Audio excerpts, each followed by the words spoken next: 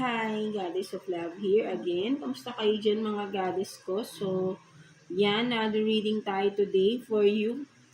Earth signs, Taurus, Virgo, and Capricorn. No? Kamusta kayo dyan mga earth signs natin?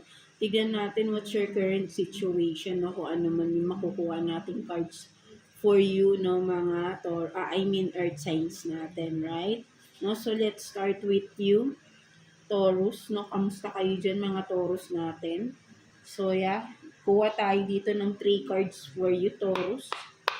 Tingnan natin what's your current situation, kung ano man lalabas dito. Tingnan natin. For Taurus, please. Current situation for Taurus. Ano bang meron kay Taurus? Kuha tayo dito ng 3 cards for you, Taurus. 3 cards for Taurus. Tingnan natin.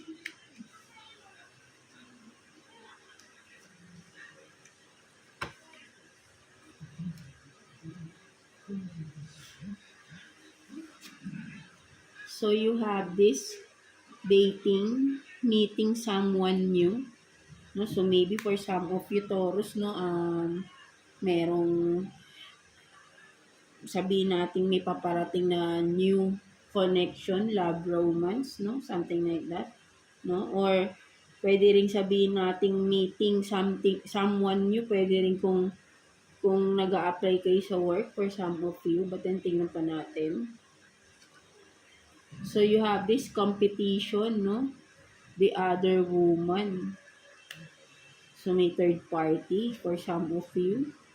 Love, strong affection, no?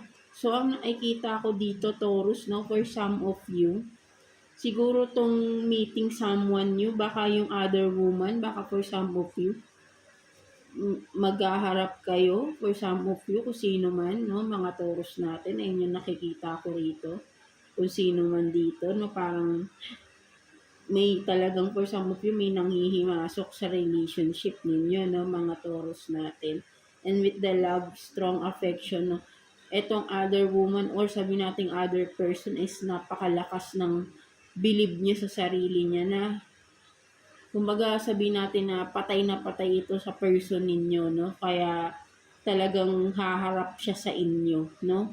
Para kunin or sabi natin agawin, no? For some of you, no? So, ayun yung nakikita ko rito, no? Makikipagharap kayo sa other person, no? Sa third person ninyo sa relation. So, nakukuha natin rito is a third party situation, no? For some of you, no? So, malakas ang pagkagusto nitong tao na to, no? Sa inyong person, Taurus, no? Ayun yung nakikita ko rito, no? So, tignan pa natin. Kuha pa tayo ng 3 cards dito. So, of course, no, for some of you Taurus, no, alam mo na to, no, maybe nag-usap na kayo nung third person involved, no, kasi nga magkikita kayo maghaharap, or for some of you nagharap na kayo, no. So yeah, current situation nyo to, no. So maybe for some of you nagharap na kayo, no, at talagang malakas yung ano ng third person na to, believe sa sarili niya, no, na parang matapang pa, no. So ayun yung nakikita ko rito, no, for some of you Taurus. So yeah, tingnan pa natin. Kuha pa tayo dito ng 3 cards for you Taurus regarding your current situation, no. So third party situation yung nakuha natin. For some of you Taurus, tingnan natin, no, hindi magpapatalo tong third person na to sa inyo, no, hanggat maaari ay talagang gusto niya malamang makaangat siya sa inyo, no, mga Taurus natin. So let's see. You have this the Hangman in reverse. Two of Wands in reverse. And the World, no? So, ang nakikita ko dito for some of you talaga, no,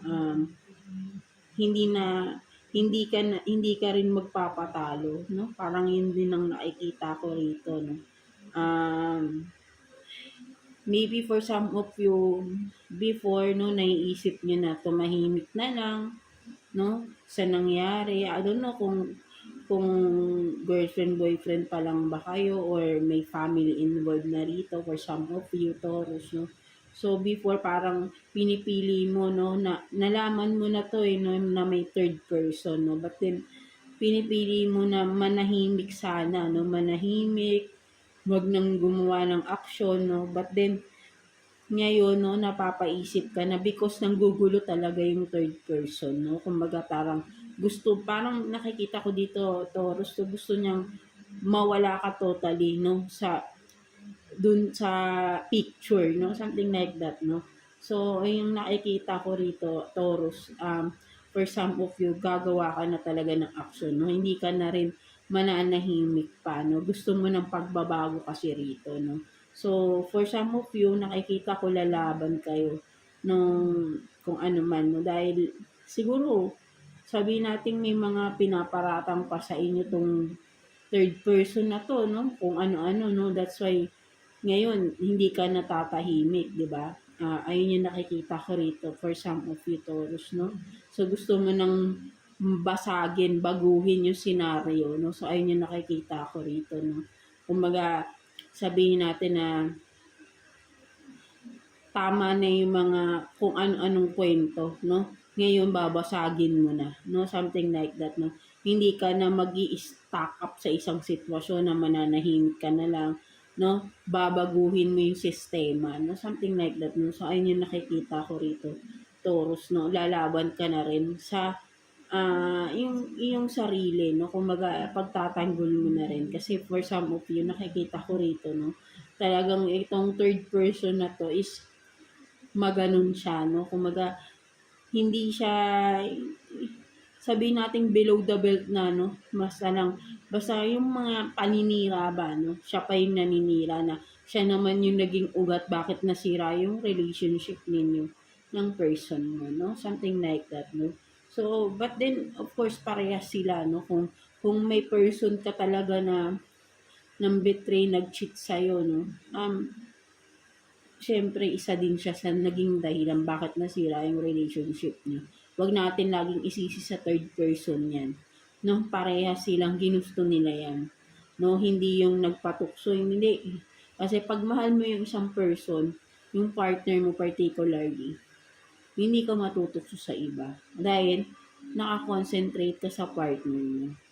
Dahil pinapahalagahan mo yung party mo, di ba? Ganun lang naman yun. So, kapag nagkakaroon ng third person, third party situation sa isang relationship, meaning hindi sincere.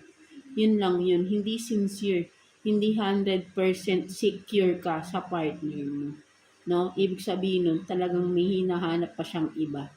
No? Mga Taurus natin or in general, no? Something like that, no? So, yeah.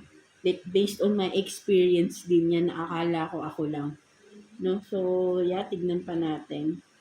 So, yun ang nakikita ko, no? For some of you, hindi ka nang mananahimik, Taurus, no? Magsasalita ka na rin, babasagin mo na yung katahimikan mo. For some of you, dahil talagang gusto mo na ng pagbabago, maybe sukan-suka ka na rin eh, kaya siguro, di ba, baka hiwalay na rin kayo ng person mo for some of you, pero nanggugulo pa rin itong parang sabihin natin naiinggit pa rin, insecure pa din, no? For some of you, no? So, ayun yung nakikita ko rito. That's why ikaw, hindi ka na rin mananahimik, no? Naalalaban ka na rin, no? Ipagtatanggol mo na din dito yung sarili mo, no? For some of you, Taurus. So, let's see what's the message for you, no? What's the advice or message for you ni universe, no, mga Taurus natin. Kuha tayo dito ng 2 cards for you, Taurus. Message or advice for Taurus, please. Tingnan natin. For Taurus. Tingnan natin. Message, advice sa'yo.